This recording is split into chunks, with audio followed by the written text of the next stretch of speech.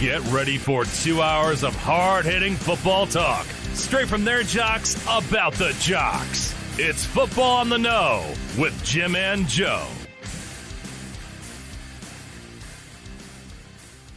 All right, what's going on, everybody? Welcome to another episode of Football on the Know. I am Jim McPhee. Alongside of me is Mr. Joe DeCapita. What's going on, Odos? Welcome back for another edition of Football on the Know Show, your favorite interactive NFL talk show. That's right, and the very best one. Hey, listen, you know what I got to tell you right off the rip here? If you're new to the show, why don't you do us a favor? It really helps our channel, helps us grow, helps us get noticed. Is head over to YouTube, search us up Football on the Know Show. You can do the same thing on Facebook. And while you're there, hit the subscribe button. Also hit the notification bell to let you guys know when we go live. And as well, you can become a member, become a nodal on Facebook as well. That being said, from our good boy, John Turner, I also want to tell you guys about a big promotion that we're doing is through SeatGeek.com. SeatGeek.com is your only source to buy tickets to your favorite band, sports team, or venue, and more. Right now, they're running a big promo right now. You can get $20 off, not 20%, $20 off your purchase when you spend $50 or more. That's right, $20 off of that. Just by entering promo code GOZ, G-O-Z. Visit SeatGeek.com to search for the event that you want. Buy your tickets. Any ticket purchase over $50 from SeatGeek.com. Enter the promo code GOZ, G-O-Z. Save some money. Enjoy the summer by using none other than SeatGeek.com. Absolutely. I use SeatGeek all the time, buddy. You know, I just did it not too long ago for some concert tickets. Yes, sir.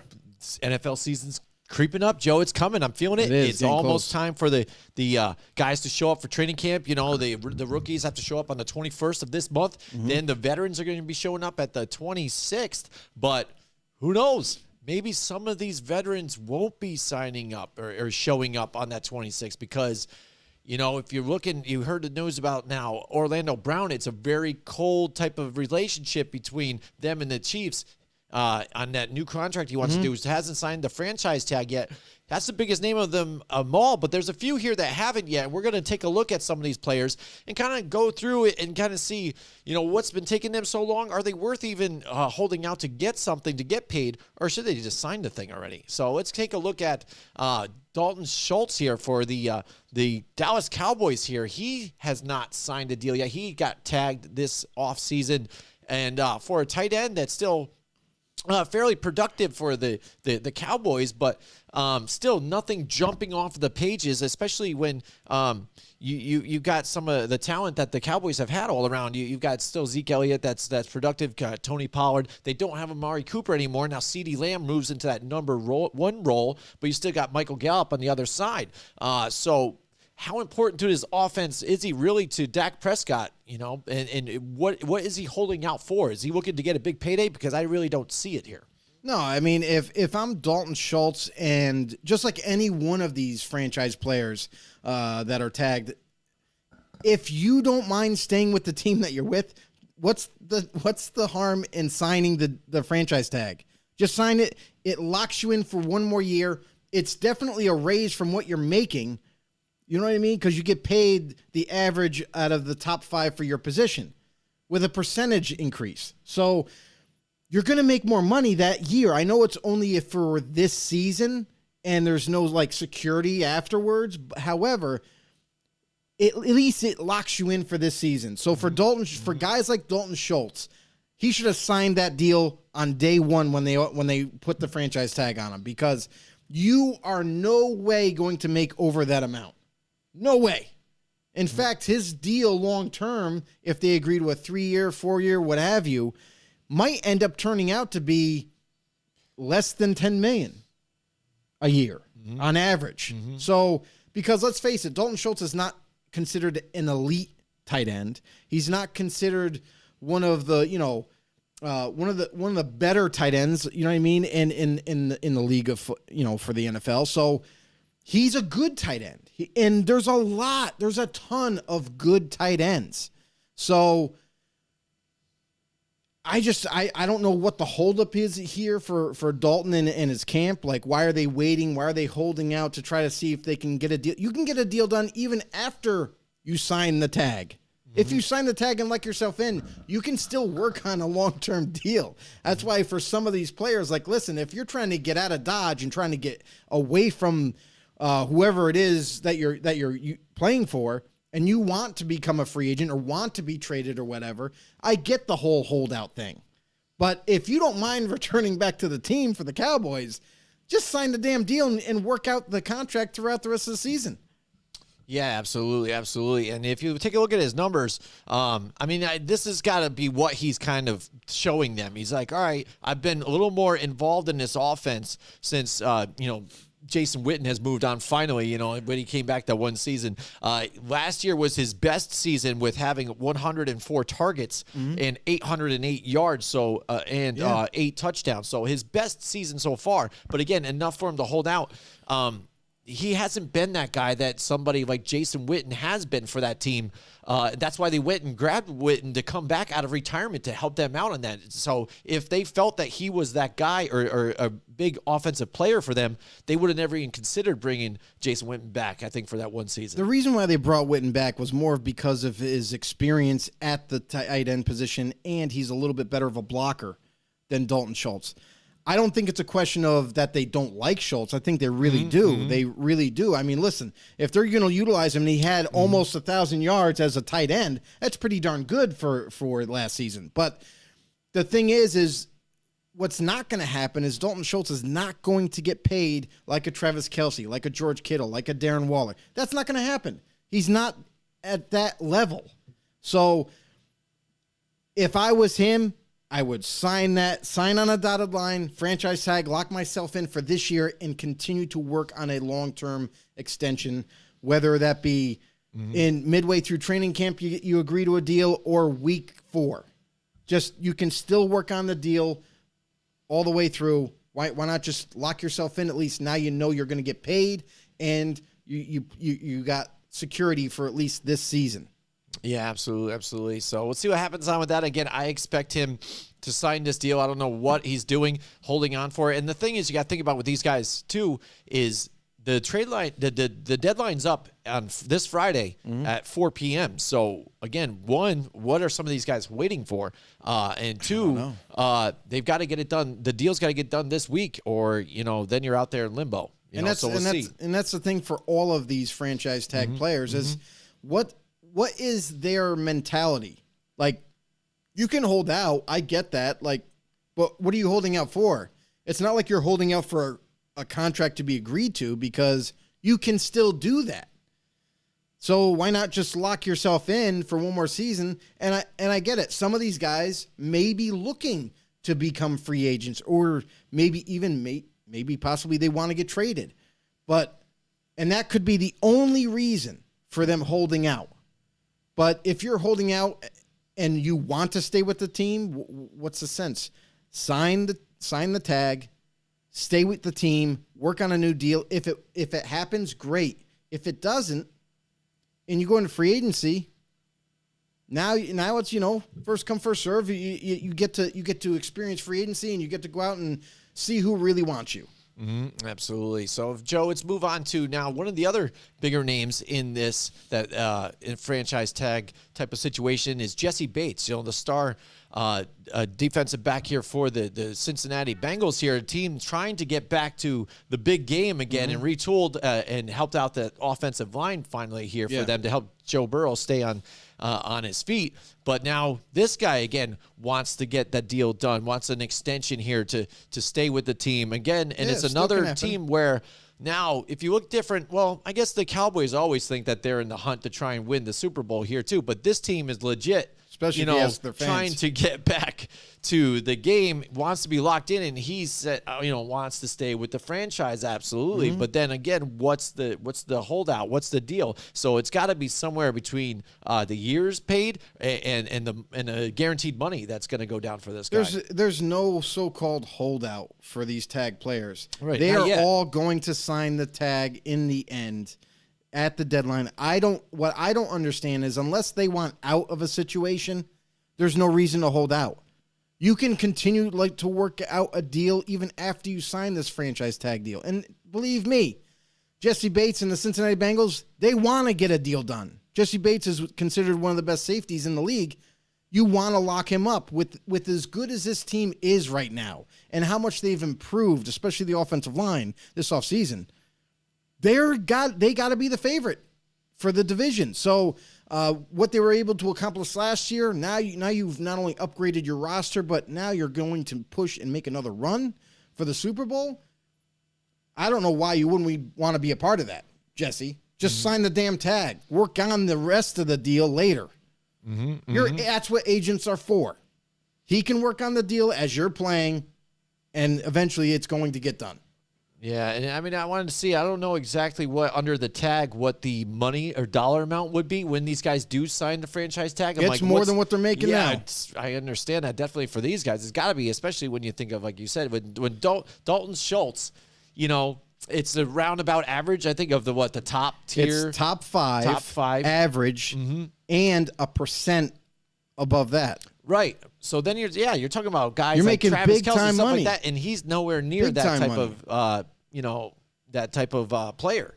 So when you think of Jesse Bates, that's a little more justified here. But again, like you said, why don't you just show up, sign the thing, you play under it, and then during the season you could still work out that deal. You know what I mean? It's most likely, again, if the team throws a tag on you, that means they want you there. One, I guess, especially in Jesse Bates' situation, you think he would want to stay with the team that's a contender that can go back to the Super Bowl again. So you want to be there.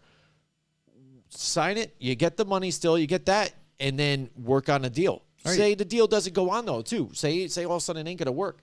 Then you become a free agent after this season. And he's still going to make big money. And then you could go make money somewhere else, show people what you do this season, and then you could get the bigger deal somewhere else because somebody, if these guys aren't going to do it and you feel like they're disrespecting you, somebody else is going to come in and give you that deal. Absolutely. And that's the thing for me is like for some of these players like a Jesse Bates, when he's already on a really good team, why just lock yourself in? It's not going to hurt anything. Listen, it would be different if you signed the franchise tag and that meant that you were locked in for the year, but you just couldn't work on a deal. Then I could get why these guys are holding out.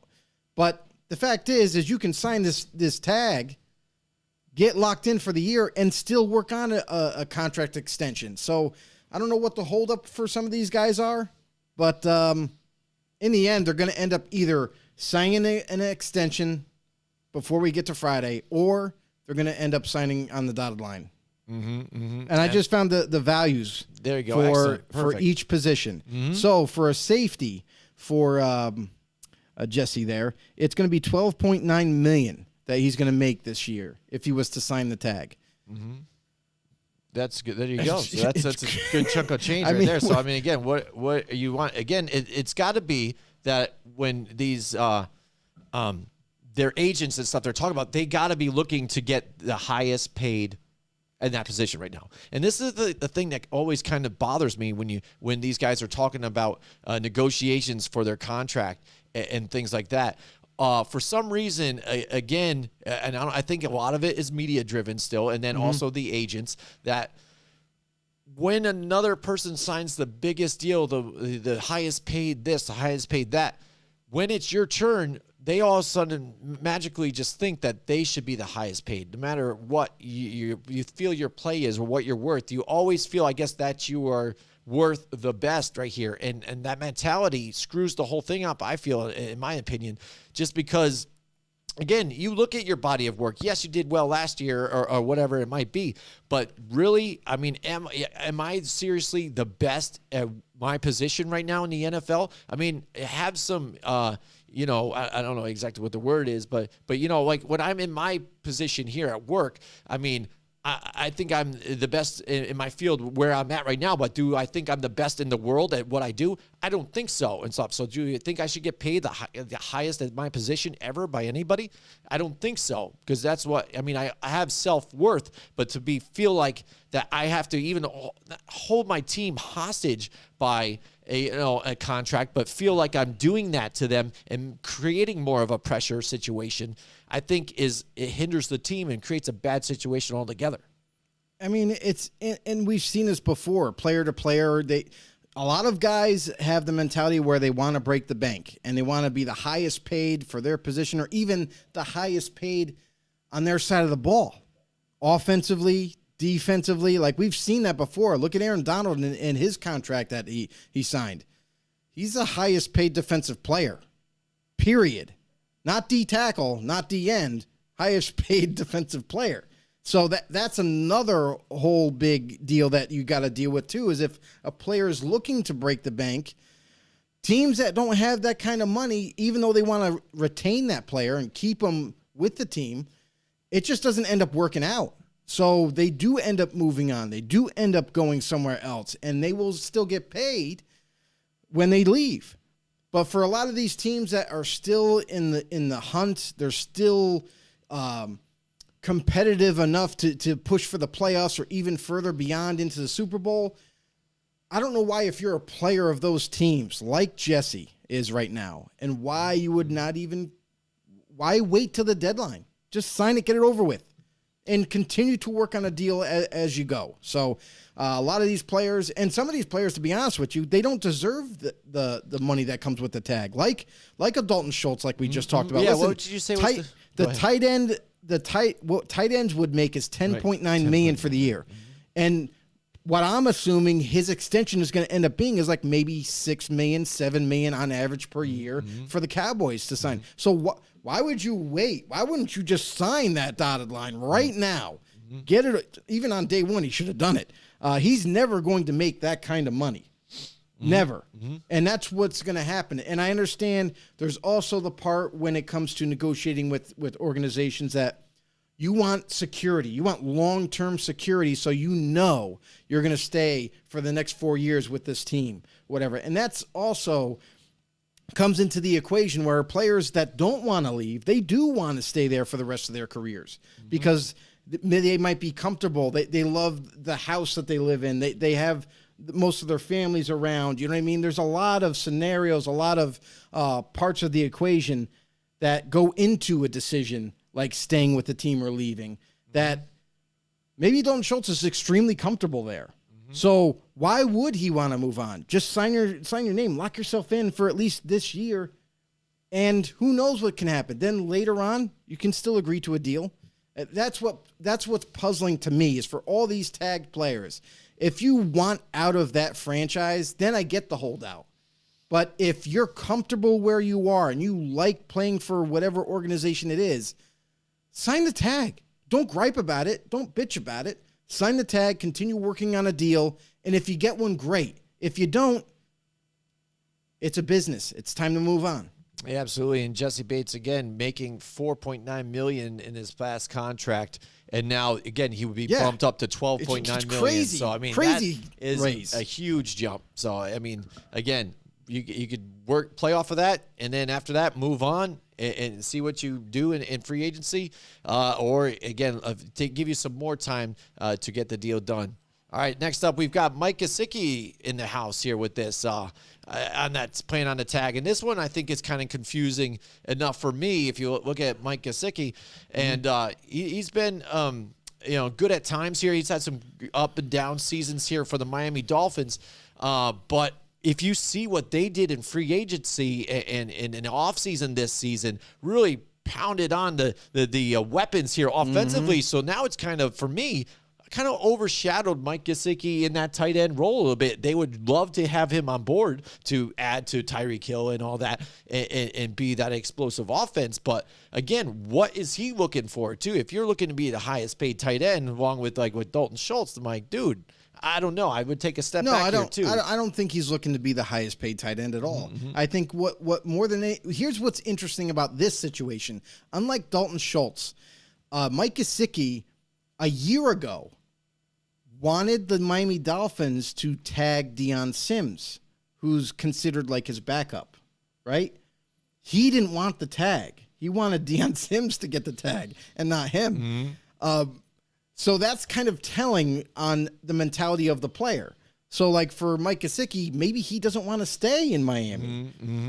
He's not making it a toxic situation. He's not making a circus out of the whole thing and is causing so much chaos and disruption. But very slightly, he's like, no, go ahead and tag Dion. He deserves it. I don't want to be tagged. Maybe he's looking to be a free agent and wants to test the market, because some of these guys, they want to test the market to see what their true value is to the other teams in the league.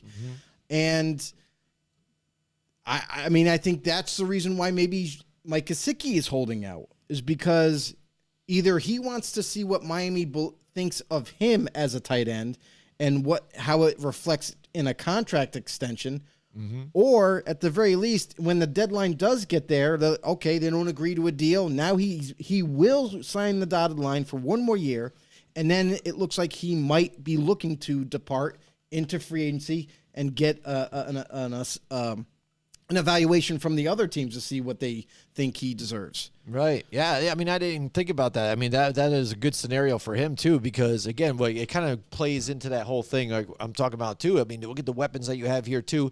He probably isn't going to get as much as because he's been kind of a cornerstone for this team. Yes. It's slowly getting more as they go. Last year and the year before, over 700 plus yards. He had 6 touchdowns in 2020, 2021, only 2. So a little tick back, but again, more yards.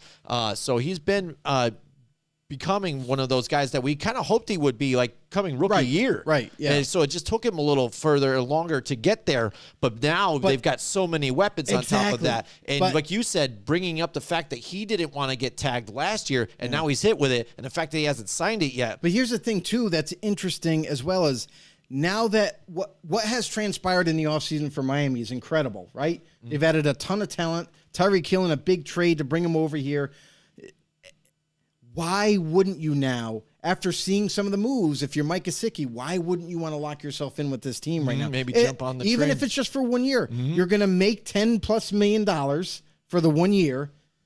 And if the team really doesn't value that much, you can still, and they don't want to tag you again, believe me, because that number jumps up again. Now you can test free agency if it doesn't work out with all these weapons. You know what I mean? So I think if anything, this is going to help Kasich this year become more valuable, is you're going to have the distraction of Tyreek Hill. You know what I mean? You're going to have the distraction of Jalen Waddle in his second year. And now you come in as Mike Kasich, and maybe you get, I don't know, maybe you get 950 yards and you get 10 touchdowns. Now your value goes way up. So now Miami might be looking at you like, oh man, we really need to lock him up and keep him. So it could play in his favor if he was to stay with Miami.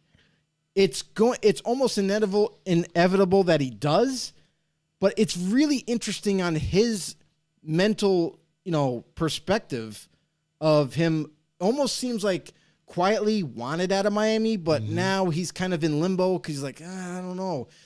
Let me hold out until the deadline to see if they give me an offer. If they don't give me an offer, maybe I just sign anyway, and I don't hold out and I lock in for at least this year. Or because maybe that's telling on Miami's part too. If they don't even make him an offer, a suitable offer, then maybe he's like, okay, I'll sign the franchise tag for this year. I'll play out. I'll make my money. I'll do whatever I can to increase my value, and then I'll test the market next year. Yeah, that's a good scenario there. We got Tom Goz in the house with us tonight. What's going on, Tom? There he is. Miami, the toughest team to predict in 2020, win-loss wise. I mean, it very well could be. It could be. Listen, we were very high on Miami last year in terms of some of the weapons that they had and what they were going to be working with. Their coaching staff was solid, and now everything's changed. So now you got not only a completely new coaching staff, but you got a lot of new players too. So on a very young team with added talent, that just makes it extremely hard to predict. Yeah, and even confusing coming from a guy that also was like a run-first type of offense. They're stacked at running back even on this position in this team. But then you look at the receiving weapons that they have, and you're kind of looking at, like, what is this offense going to look like? Where's it going to go? Is it going to be more like how Kyle Shanahan liked it when he was with the Falcons even, where he played and, had, the dual back kind of running backs, but then also was able to air it out like they did with Matt Ryan. Is it going to look similar to that coming from the Kyle Shanahan coaching tree? I assume, and I feel like with the offensive coordinator coming over from San Fran,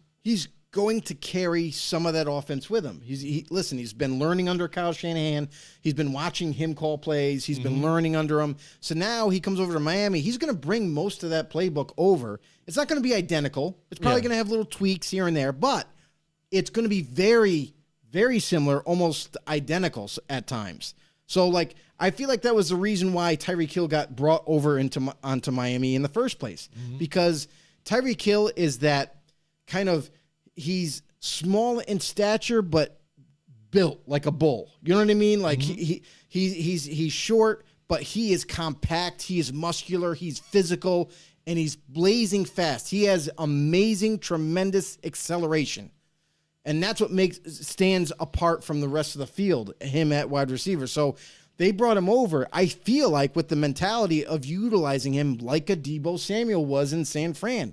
As they're going to do jet sweeps with Tyreek Hill. They're going to have wide receiver screens to Tyreek Hill. They're going to utilize his talents because they are very close to a Deebo Samuel, because Tyreek Hill is also physical, also has the best acceleration out of almost anybody in the league, and that's what makes him tremendous.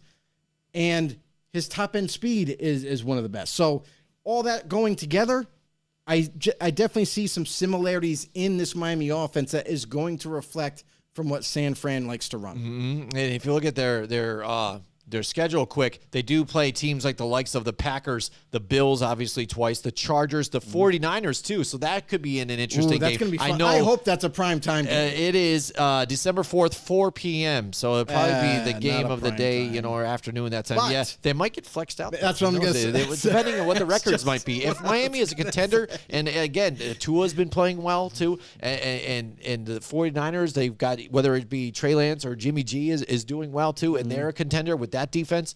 That would be interesting enough for them to look at. And some of the other teams as well is your Raiders are going to be playing, the Ravens, and the Eagles, who I think are going to be tough, and the Bengals. So they got a lot of tough games here. But luckily, again, too, they play some of the other lower teams, the Jets in their division too. But the Jets can play them hard though. The way that this division has been. Yeah, the Jets are doing the right things. The last 2 years, I got to give props to the Jets and Joe Douglas, as much as that kills me. Yeah, because that guy has been a terrible GM up to 2 years ago. Right. Yeah. So I think he might be. It's still early, but he might be on the way to saving his job.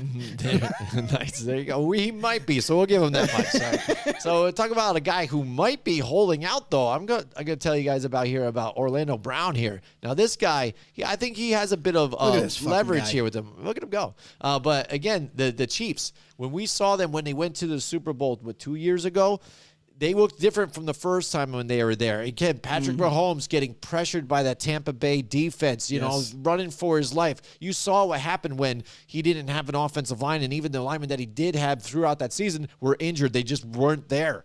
And so what do? They go out and get Orlando Brown from the Baltimore Ravens, able to play to the left. He's normally a right tackle, but able to play that left tackle position, which he really accelerated at and did well for the team. And you saw what happened going further throughout the season. You saw Patrick Mahomes get better throughout the season, and the Chiefs, where they had a bit of a lethargic start, didn't look like the Chiefs of old to a lot of people, but eventually were able to go and get that number 1 seed for the AFC away from the Titans. And go in there and move on and go but now he's holding out here and wants to get one of the top.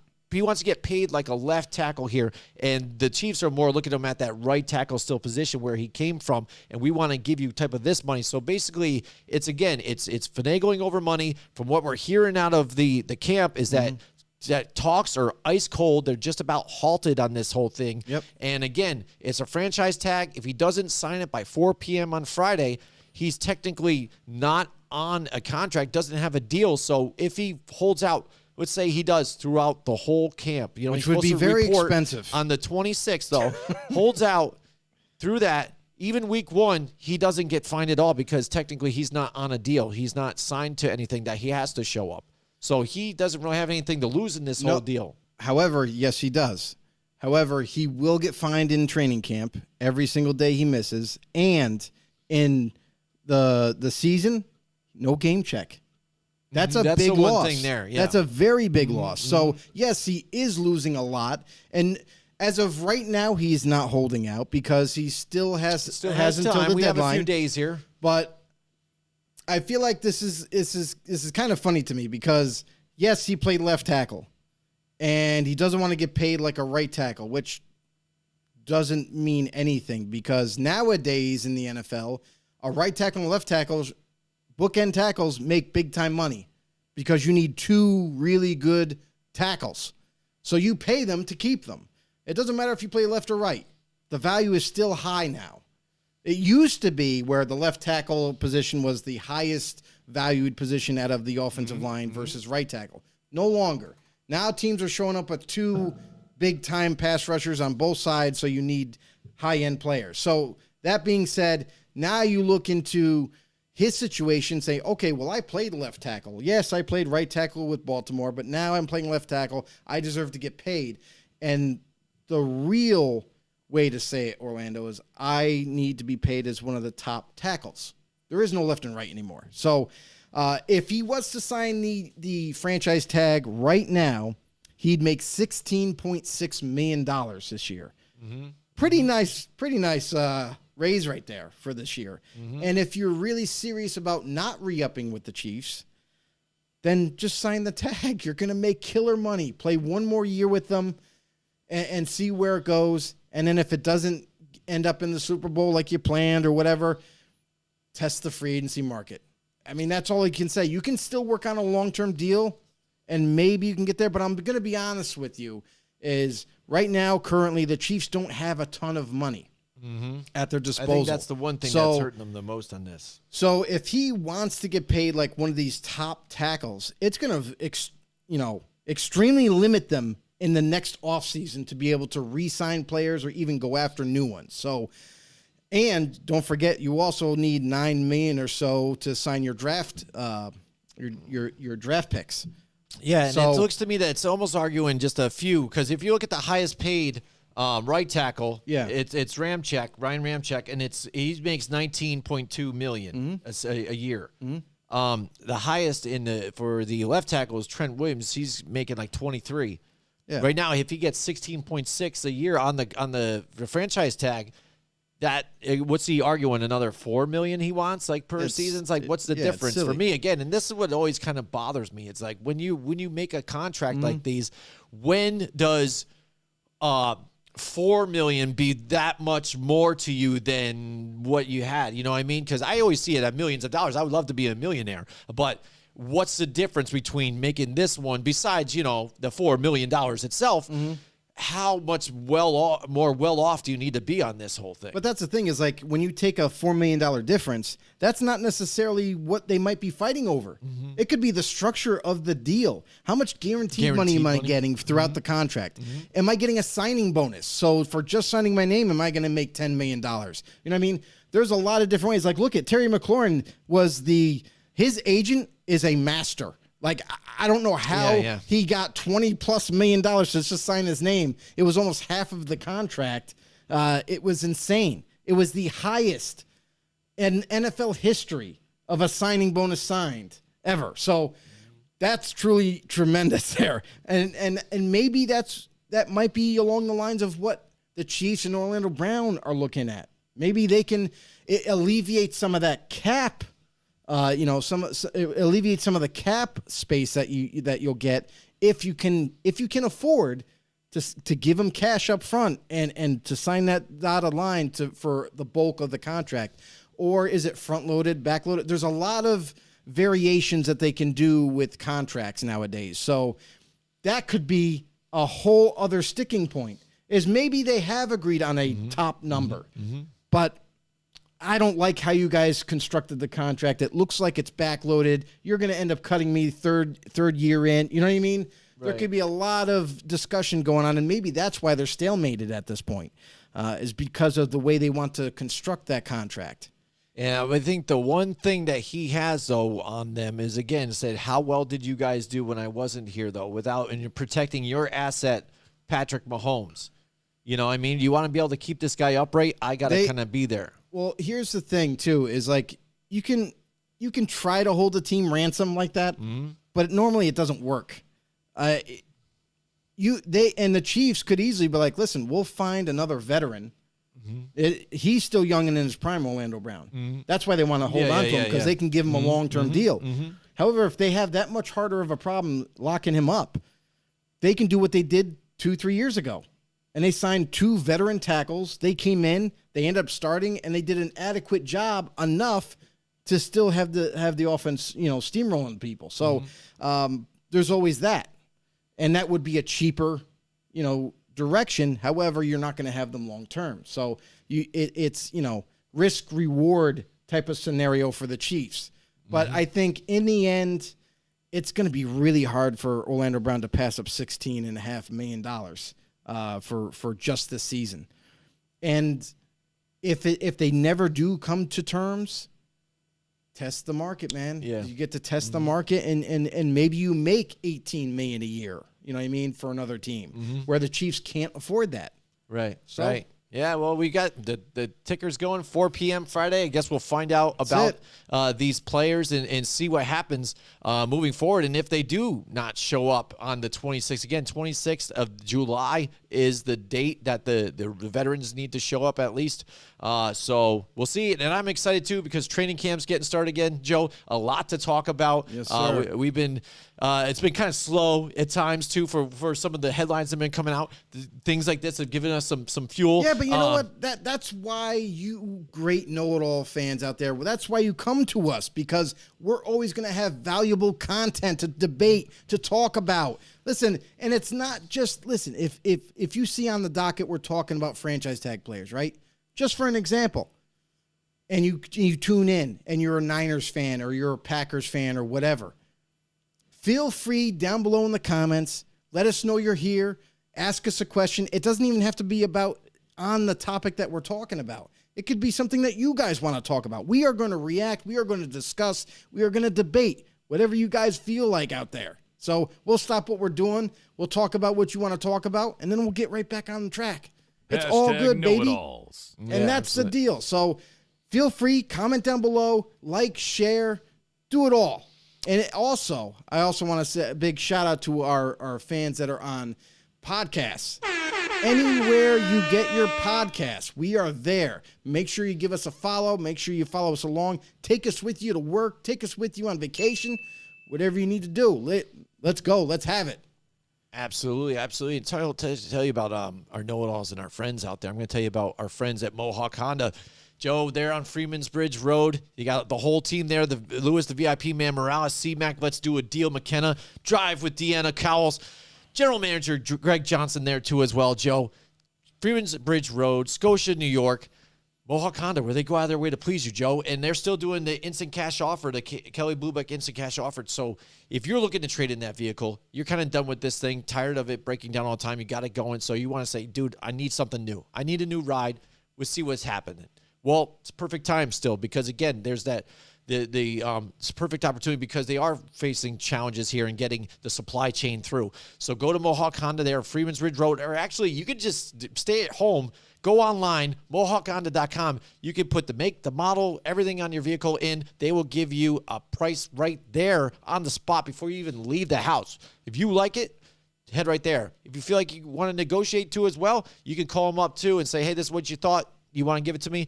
Boom, let's check it out. I want to see the man, General Manager Greg Johnson, Mohawk Honda, where they go out of their way to please you, Joe. That's right. So, yeah, we said there's a lot of content that hasn't been going on, stuff like that. Zach Wilson all of a sudden being a player and stuff like that, banging people's mom's friends, best friends, stuff like that. Wow. Like, what the hell? That's blew up the internet. But that's just silly. Right? What the hell is going on? But Joe, we're still in the biggest questions here. And we've covered the NFC all the last month or so. We're now on the AFC, and we're on the AFC South's biggest questions here, Joe. So let's start it off with Houston Texans. The Houston Texans here, Joe. What do we got for the biggest questions here? Let's see if I can find it, though. See that? I'm behind. There it is. Biggest question. Joe, what is the ceiling for the Texans here? If you take a look at their roster. Low. It's a low ceiling. Listen, the Texans, they're still rebuilding. I say still. How about they're just beginning to rebuild? They do have some nice pieces. Listen, Davis Mills has been an amazing prospect for them since they drafted him. And to be honest, it was almost like a desperation draft pick because quarterbacks were coming off the board. Davis Mills was left there. And the only reason I feel like he was left on the board for the Texans is because of his injury history in college. It was like a laundry list. And a lot of teams were scared about it. They're like, well, if he comes to the NFL, what's the chances he's going to get hurt in like 2 weeks? You know what I mean? Mm-hmm. So it scared off a lot of teams. The Texans, listen, he was still there. They ended up taking him. And there was not ever was there a question in college about his playing ability, about his throwing arm, about his accuracy, about his IQ, about his mobility, anything like that. It was only about his injuries. So far, God bless, knock on wood, that Davis Mills has been staying healthy, for the most part. And Davis Mills, when he was able to get some starting repetitions, he surprised a lot of people. I'm sorry, but he definitely surprised the Houston Texans coaching staff and front office because he actually took them to a couple of wins that nobody saw coming. Mm-hmm, and with nobody pretty much than Brandon Cooks as a receiver in a terrible offensive line. Mm-hmm, so there was no reason for him to win any games with the team that he, took on other teams with. So now you forward to this year. Yes, we all know Libby Smith yet again returns as a head coach again. Also, he's being the D coordinator, which has got to be concerning because that has never worked before in the NFL. To be a head coach and a coordinator, it just doesn't work. There's too much work to do. So that is a bad decision on the Texans, which we all know that's what they're known for. But beyond that, when you look at the roster, and especially offensively, like we talked about Davis Mills, but then there's no shortage of running backs. They always have plenty of running backs. Rex Burkhead comes over. Marlon Mack comes over. Dameon Pierce, a rookie from this past draft, I think is going to be amazing over time. I think he's going to grow into that starting role for them. But then, it's like 3 other running backs after that. So let's see how many people make it. But nonetheless, they've made great improvements on the offensive line, which was much needed. They drafted a player in Kenyon Green. They brought in several free agents to really kind of bolster this offensive line to help keep Davis Mills healthy and upright, and also bring in some lower tier to mid-tier type of receiving threats that can help in the rotation with Brandon Cooks and Nico Collins. They bring in Chris Conley, and so forth. So overall, I feel like this offense has improved, and it might be even to the level of them surprising some people from time to time. Maybe, oh man, did you see that game with the Texans last week? That they were within 3. They were competitive. This could be a story like the Lions last year, where everybody kind of wrote off the Lions last season, but they were in every single game. They were competitive. They won more than we thought they were going to win. This could be the Texans this year. Now, they're still rebuilding, so I don't expect it from them. If they can get 5 wins, I think is a huge win for them. So, yes, I still think that they could surprise some people, but they definitely have a long way to go as an organization.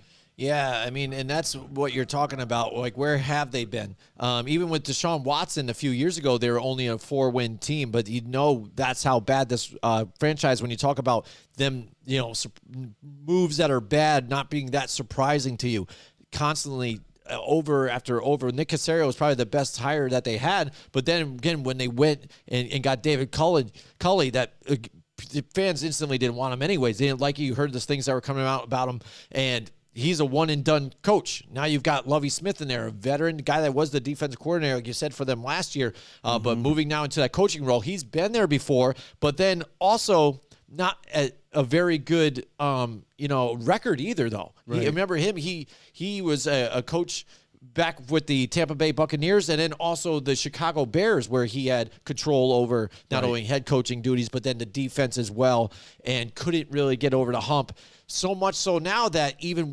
during his hiring, that a lot of people thought it was one of those things that when we sorry to bring this up again. Oh, come on, but Jim. the fact that people Don't want to bring it say up. this is the patsy for hiring a minority coach set up for failure.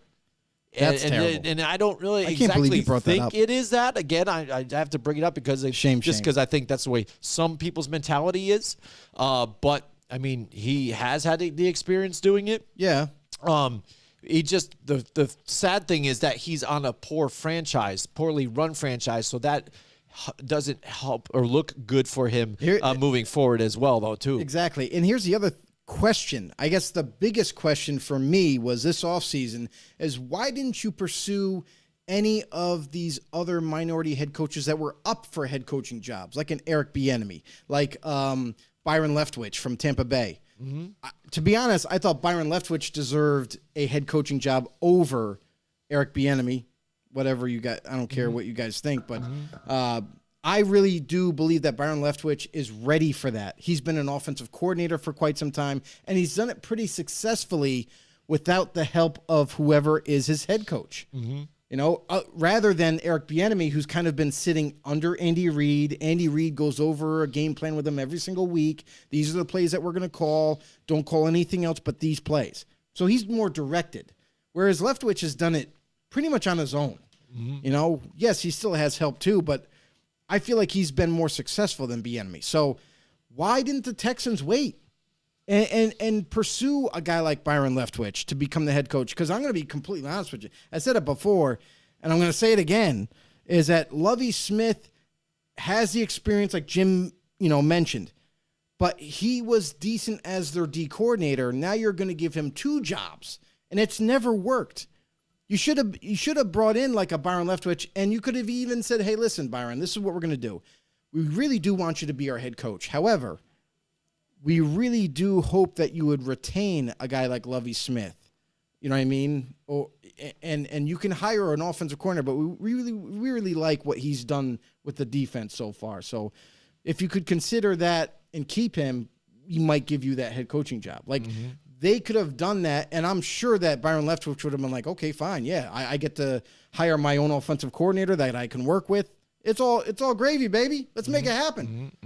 But that to me is like one of their biggest, one of their worst decisions is to try to now put more of a workload on a guy who, yes, he's had experience at the head coaching level.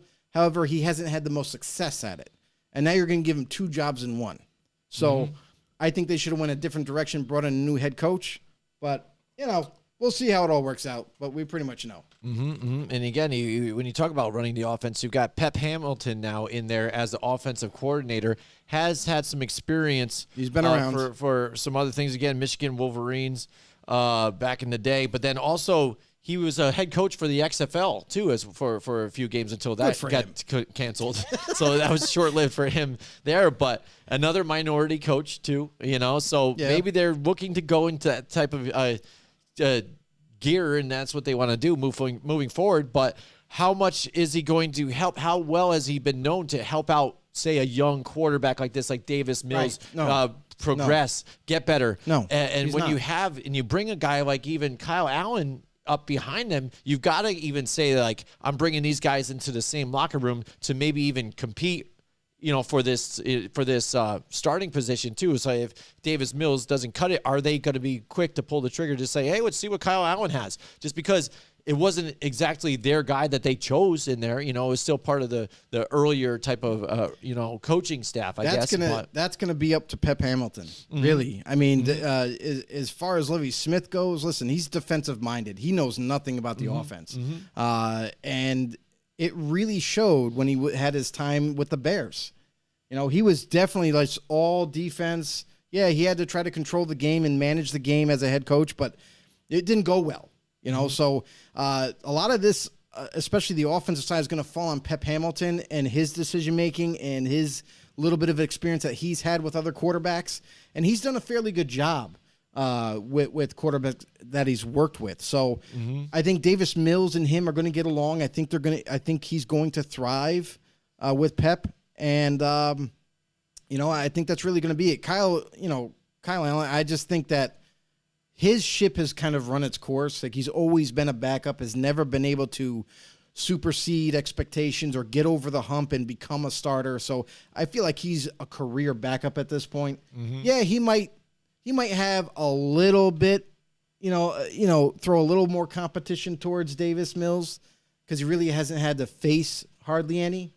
But I don't think it's going to be enough. I feel like the way the depth chart is right now is the way it's going to be at the quarterback level week 1. And you said around 5 would be great. I think that would be great even, too, if you look at the schedule that they have moving forward. They face a lot of tough teams. They've got the AFC West, which they have to face, and you see the quarterbacks that are in that division. Yeah, so that's absolutely tough. Yeah, that's really tough. You've got their own division again to where now you've got the Titans, you've got the Cleveland Colts. Browns. Maybe if they do have Deshaun Watson or not, even with Jacoby Brissett in that, even the other weapons that they have on that team, and then the Colts too as well. Now with Matt Ryan at the helm, that's going to be tough. The good side for them is that they do play the NFC East, too, as well. So they could sneak in some wins here or there, especially if they play my New York Football Giants. So, again, maybe that's where they muster up some of those wins there, but it's going to be a tough road. And I'd say 5 would be great, but again, I think they stay the course. 4 is probably more likely. But Come we'll on, see. Texans, get 5. Let's see what happens with you. We're praying for them, for our buddy Albert Alvarez, too, out there, a good old Houston Texans fan. So, all right, let's move on now to the Indianapolis Colts. So my question for them now is Matt Ryan what the Colts needed to make the Super Bowl run here, because you see this team since they've got Frank Reich in there. Originally is going to be a Josh McDaniels, but he skips out. Frank Reich moves up in that position. They've looked really good, really competitive. They've drafted pretty well here, got that offensive line in order. Now they have the young stud running back. And Jonathan Taylor worked really well last year, but they've been searching for that quarterback to get them over the hump. Gotcha. Since Andrew Luck has left the game.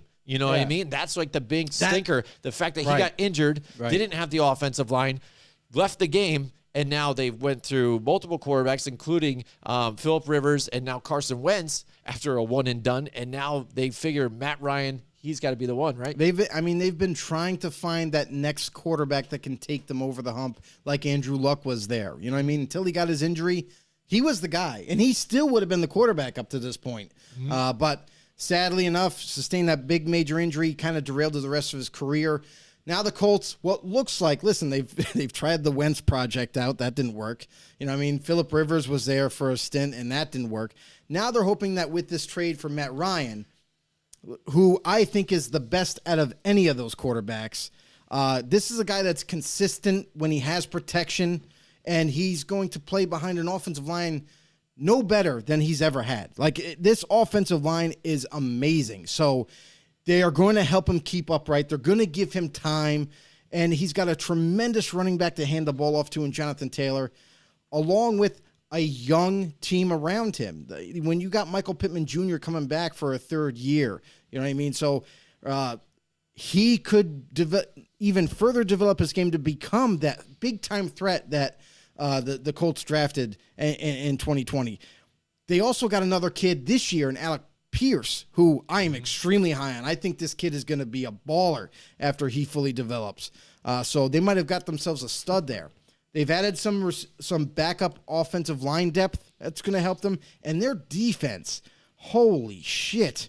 I mean, their D-line is definitely one of the best D-lines in the game, because they have a young kid in Kwity Paye who's definitely played well above expectations at the end. Santa Claus. DeForest, exactly what I was trying to say. DeForest Buckner at your D tackle, one of the best D tackles. Yannick Ngakoue in a trade to come over to play opposite Kwity Paye. So, and this team, this defense, has been one of the top defenses for the last couple of years, and now they've improved it even more.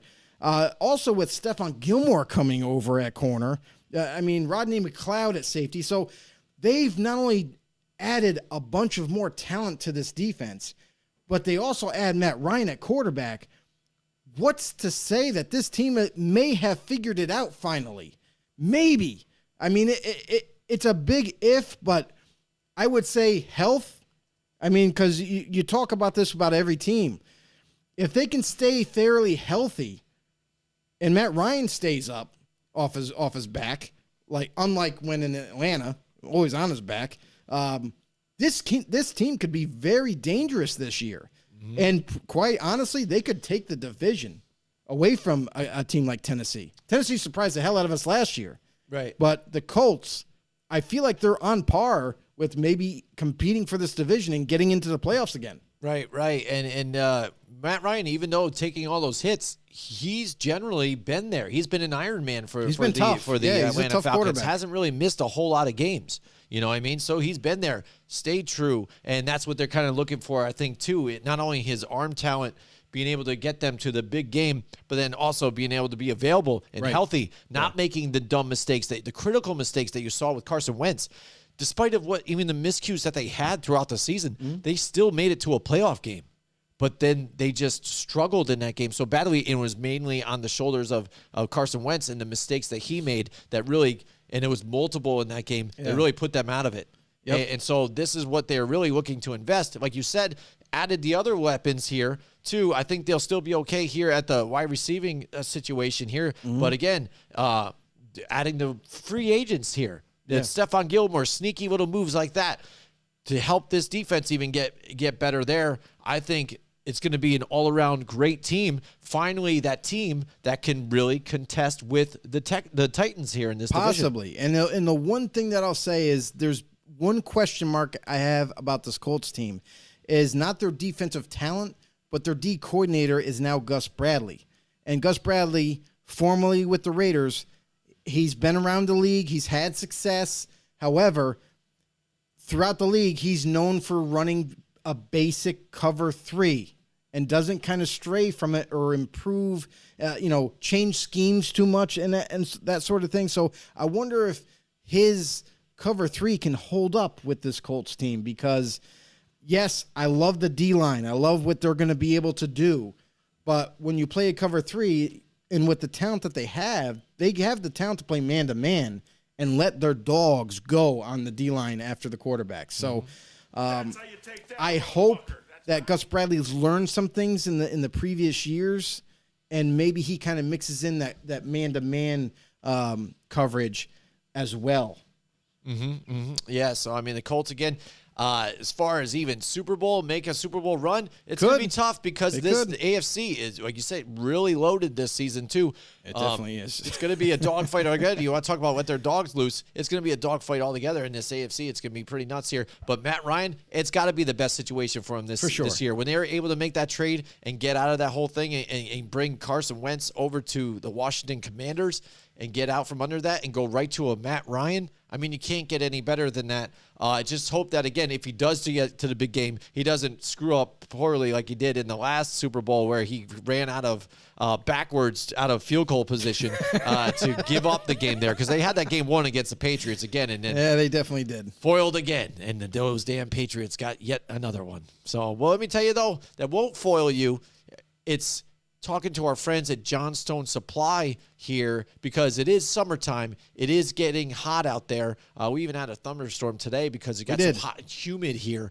But, Joe, why don't you tell everybody about Johnstone Supply and how they can help everybody stay cool this summer? That's right. Summer's here, everybody. You can feel the heat, baby. Scorching. If you want to stay cool all summer long, call Johnstone Supply in Troy. Ask the team at Johnstone Supply about their high-efficiency central air conditioning systems and ductless mini splits. They have Goodman, Fujitsu, and Westinghouse. They're all in stock and at great prices.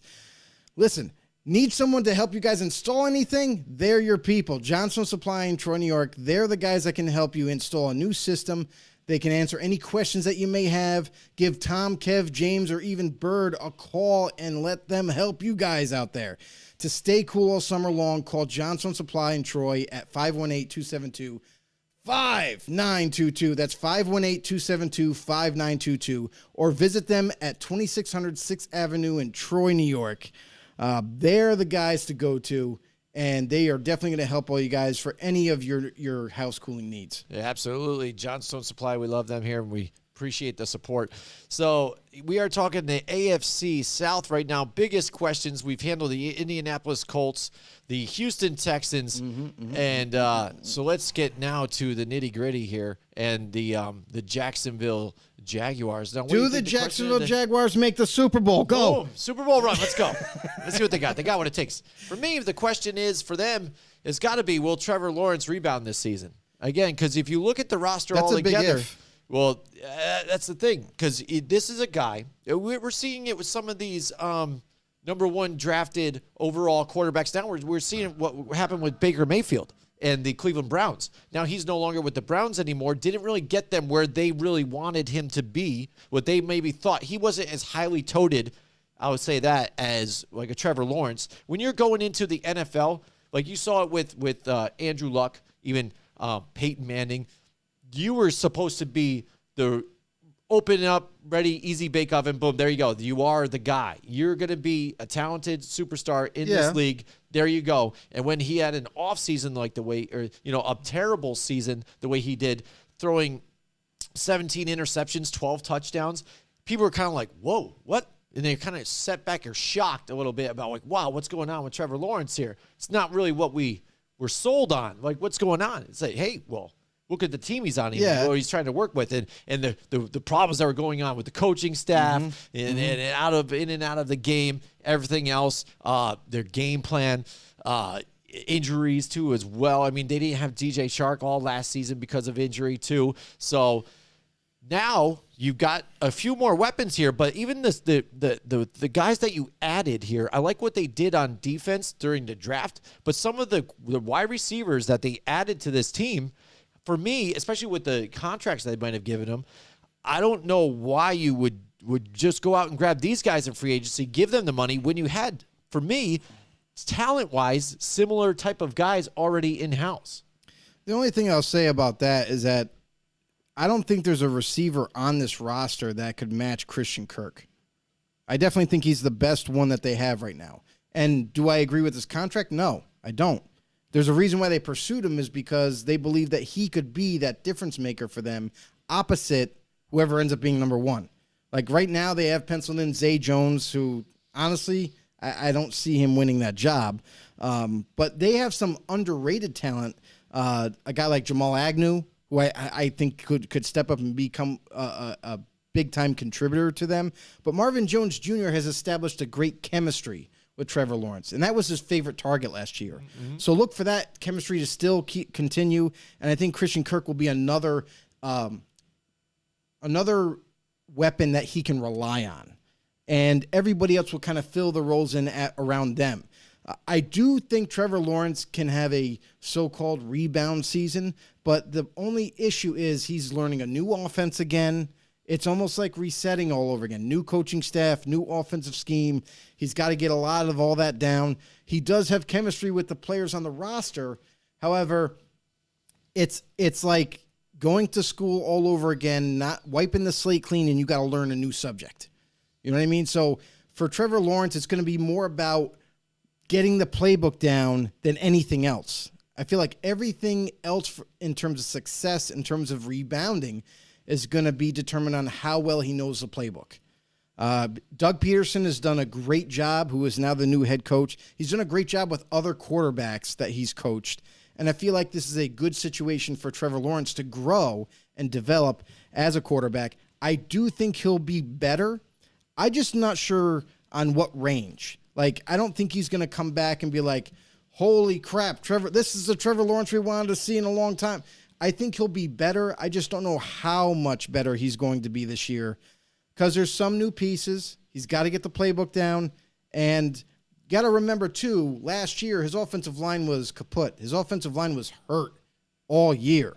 So he really didn't have that protection that he otherwise would have had if they were fully healthy. So that's something else to think about. And his boy from Clemson as well, Travis Etienne, was missing all year. So another weapon of theirs. I feel like he'll get better this year, especially with a better coaching staff. I just don't know on how much better he's going to be. Yeah, I mean, and this is what you're looking at here. you would only hope after a season as abysmal as that they could only get better, only mustering up 3 wins altogether. And like you said, getting the running back. And now if they can use Etienne and then also James Robinson, who's still there, which, again, last year's coaching staff not really going to him was kind of a head-scratcher with what he was able to do for them. I don't know what a year prior, not tapping into that. Now if they could do a dual running back type of set, especially with the talent that you have with Etienne and put him out even in like the slot as a receiver at times and stuff like that, I mean, they could mix it up a little bit. Hell, he could even just come out of the backfield and run a route. Mm-hmm. Yeah, I mean, so that would even be better for them. And like you said, Trevor Lawrence getting pressured a lot. Hopefully they can alleviate some of that. He had 32 sacks last year. So hopefully you would think that he can bounce back this season. What are we looking at overall as a number and how much better they can be? Who knows? Because, again, with the schedule that they have, it's going to be tough. They're going to be playing the AFC West, stuff like that.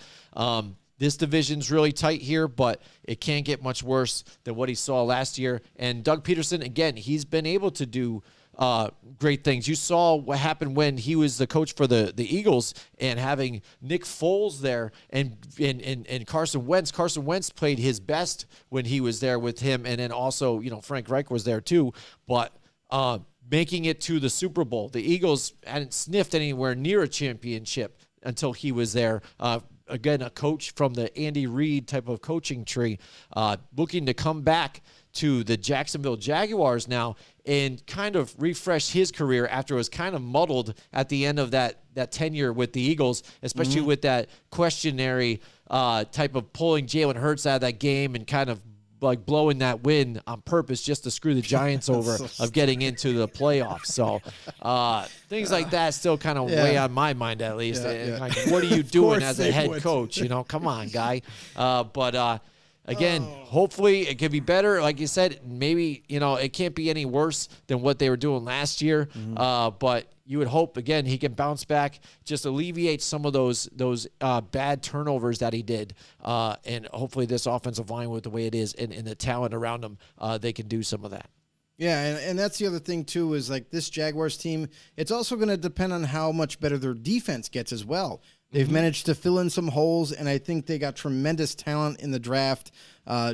Just to mention a few, Chad Muma, Devin Lloyd, and Trayvon Walker, who I was extremely high on. The D-line looks pretty stout. Like they're going to run more of like a 3-4 defense. So with the very fast and athletic linebackers that they have to go with their defensive line, they could cause some problems. And their secondary is kind of really underrated. No one's really talking about the Jaguars secondary. Rayshon Jenkins, Shaq Griffin, and Darius Williams, who they pulled over from the Rams this past offseason. That's a pretty darn good secondary. So let's see if they can all come together for them. And if it does, it's going to also help Trevor Lawrence get that much better because we'll have more opportunities on the football field. Yeah, I know, and you've even seen Josh Allen at times make some big plays last year. Especially against Josh Allen.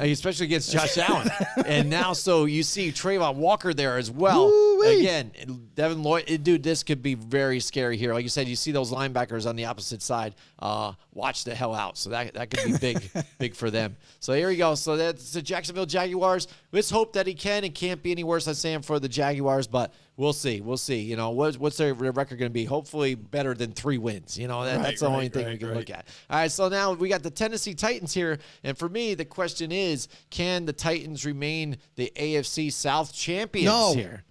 No. Boom. I think there's going to be a changing of the guard. I will say this. I will say Tennessee is still going to be a competitive team. They're still going to be a tough team to deal with. But I really do believe that the Colts are going to be the ones that kind of behead Tennessee off this division, hierarchy. So I think, and one thing that's been missing for the Colts for a long time is quarterback, the most important position. So now that they have that, they have a good defense. And don't get me wrong, Tennessee had the best defense in the division last year. So you still got to deal with that. But listen, we've also seen Ryan Tannehill kind of struggle a little bit last year and not being able to kind of steady the ship and help carry this offense over some teams. The defense was the reason why they got where they got. And yeah, of course, they had their physical running attack, with Derrick Henry, and that's pretty much it. Is how successful their running game and their defense can be. That kind of carries this team. Yeah, and that defense again. You talk about a top 6 ranked defense, right? And you really got to see because again, I think some of these teams they don't get noticed a lot by, I think, mainstream even. Again, everybody knows, Derrick Henry, the blah, blah, blah. But when you got to see Jeffrey Simmons do his deal they had a few more, what was it, primetime games. So you got to see this guy really play at a high level here and there. Like, people were kind of like, yo, who the hell is this guy making some moves, put some pressure on some of these bigger teams.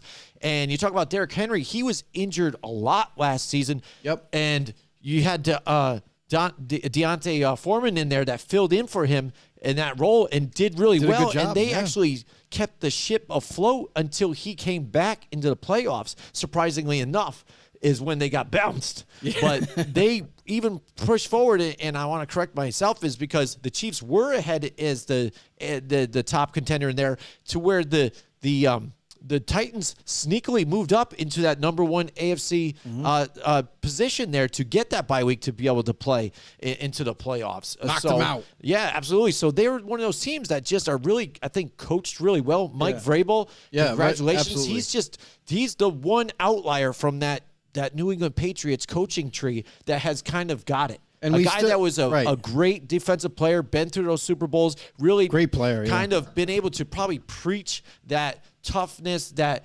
do your job type of mentality that Bill Belichick has impressed on people and be able to do. You see the players behind him. They don't think it just is a bunch of bull crap. They go through it, and he knows those ins and outs of how to work the rules, stuff like that. You saw it in playoffs games where he out-coached Bill Belichick by knowing the rules too as well. So and the other coaching, absolutely. The other thing too is the jury's still out on a second attempt by Josh McDaniels now becoming a head coach from the Patriots. Yeah. Let's see if he can get it done as well as a head coach. Another thing, the reason why I said no right away is because there's a lot of change on offense too. There's no more A.J. Brown, which I think is a bigger loss than Tennessee is letting on, because they did manage to acquire Robert Woods, however, and they drafted Treylon Burks, who is kind of similar to A.J. Brown, but he's really not A.J. Brown.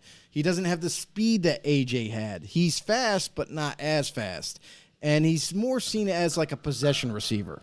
So this offense, if teams are able to maybe kind of slow down to shut down a guy like Derrick Henry, then they could make this offense not only one-dimensional, but now who's your go-to guy? Is it Robert Woods? Oh, wait, he's double-teamed. Now you've got to rely on guys that, like Nick Westbrook, Ikahine, and you got to rely on the rookie, Treylon Burks. And after that, it's like, who the hell are these guys? So there's not great depth, and maybe there's some up-and-coming guys in the mix there, but as of right now, we don't know who the hell they are. And if they double-team Robert Woods and they're trying to pass, it's like, no more A.J. Brown. So there's no, they don't have Julio and A.J. anymore. So now it's going to be different, way different than people are anticipating. So that being said, that's why I think they might kind of fall back a little bit, especially on offense. I still feel like they're going to be a competitive team because of their defense. But I think their offense is going to take a half a step backwards for this upcoming season. Yeah, and I agree with you there too as well. I mean, I've been kind of calling their slow decline for the last season or so. But again, I think with the things that happened during the draft with them trading away A.J. Brown, yes, you do, like you said, go and draft a Treylon Burks, but it's not the same. They did get a nice value pickup here with Robert Woods, but he's coming off a big injury too from the last season, so he hasn't been able to play even, because he's been banged up.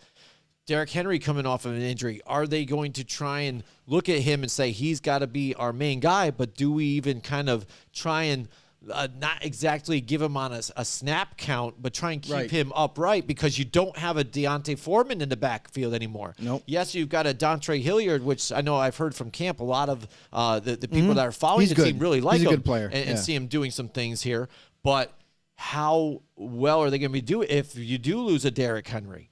I'm actually more excited about next year for Tennessee. Yeah. I'm excited for Malik Willis. I was going to say that. I was just going to say that. I can't wait for this kid to develop under Ryan Tannehill and get ready, because I don't know how long it's going to take him to be ready, but he definitely needs development. I feel like if he sits for at least a year and gains the knowledge of the NFL and learns how to be a pro and takes care of some of the mistakes he had in college, decision making and reading defenses and what have you, I think this kid is going to be next level. He's got the mobility. He's got the physical build. He's got the cannon for an arm. Listen, he can place a ball with dead-on accuracy if he knows where he's going with it. And that's the biggest criticism of him is in college, he didn't go through all the reads, or maybe he misread the defense and forced a ball somewhere. So if he can correct those mistakes a year through the season, and then next year it gives him a much better chance of maybe beating out Tannehill, or maybe they just decide to move on from Tannehill and give the kid a shot next year. It might even take 2 years. Who knows? But I am super excited about the possibilities of Malik Willis. Yeah, exactly. Again, we've seen the tape, what he's been able to do. If they can get that guy to where he needs to be, moving on into a nice transition right after Ryan Tana, who's kind of been that nice pickup that they've had for the last couple seasons here. A guy where Miami had already kind of run its course with him, just kind of like, where he was, what he was. He has been injured at times. Not really the guy to get us where we need to go. Let's move on. But he's moved into this position with this team at the right time and been a great, solid pickup for them to where it's not only helped them, but then it resurged his career as well, and got him a nice lucrative deal too moving forward. So a nice bridge quarterback at this point. Like he said, even right now, I'm not willing to give this position up right now. Of course not. But if he can go through and get them as far as they can this season, and you got Malik Willis in the ways to move forward, it's a good setup here for this team moving forward, and to keep Mike Vrabel there and keep this franchise relevant for a while. And the other thing that I'll say too is like Malik Willis to me, like I knew all these quarterbacks that came out this past draft, none of them are ready to take over a starting job. None of them. They all need development in different areas. But Malik Willis to me is almost like a poor man Steve McNair. Like he's got that physical build kind of like Steve McNair. He's got the mobility kind of like Steve McNair. Nice. Strong arm. He's got all the intangibles. The only thing he didn't have, like a Steve McNair, is the IQ part. You know what I mean? The decision-making part. And that's where he's got to make up for that. So hopefully he can get it down relatively quickly, maybe after a year. But Tennessee fans got to be excited about the possibilities of Malik Willis being their starter in the future. Yeah, and again, but with the question that we have, will they return as the champs? It's going to be a lot tougher this season. Again, it's going to be tough. Got the Colts now with a Matt Ryan with that running too as well. It doesn't matter what team we talk about this year. Everybody's got an uphill climb. Everybody does. Whether it's you have an easy schedule or a hard schedule that it's considered, it's any given Sunday, any given week. Anybody can win. Yeah, absolutely. It's going to be exciting because I don't know if there's been an off season where there's this much kind of turnover, people changing teams, especially the quarterback faces of the quarterbacks and franchises. Right. I mean, it's going to be interesting, and like you said, even too, the surprises that we're not even seeing that would pop out of this season, that we don't see coming. Exactly. It should be exciting. Yeah, I mean, this past offseason has been crazy. It's almost been like, it's been absolutely insane to the point where like our heads are still spinning after everything's all transpired. We're still like, wait, Tyreek Hill went where? He's in a Miami uniform. Yeah. You know what I mean? Like Devontae Adams never thought he would ever leave Green Bay. And now he's in a Raiders uniform. It's like there was so many big moves. A.J. Brown too. Now he's an Eagle. Like what the frig? That escalated quickly. I mean, that really got out of hand. It did really get. Thank you guys so much for tuning in. Listen, if you're new, please do us a favor. Head over to YouTube. Search us up, Football on the No Show. Hit that subscribe button. Hit that notification bell to let you guys know when we go live. Also, if you don't like YouTube, that's okay too. Help out the channel on Facebook side. Same deal. Search us up, become a member, become a know-it-all. Really thank all the sponsors out there. Thank you guys so much. Listen, tune in next week because yet again, we're talking about a different division, and we're going to request that we have some more comments down below. We need some questions. Listen, let us know what you guys want us to talk about. Week to week, we can change on a dime, baby. Correct. We plan out what we're going to talk about, but we claim to be, and I believe we really are, the most interactive NFL talk show out there. So help us prove that. Drop down your opinions, drop down your debates, your questions, whatever you want to talk about, and we're going to react to it. Yeah, absolutely. We adapt. We're adapters here, Joe. We are very that's it for us adaptable. this week. We will see you guys next week. Join us next week from 8 till 10 Wednesday night for more Football on the No with Jim and Joe.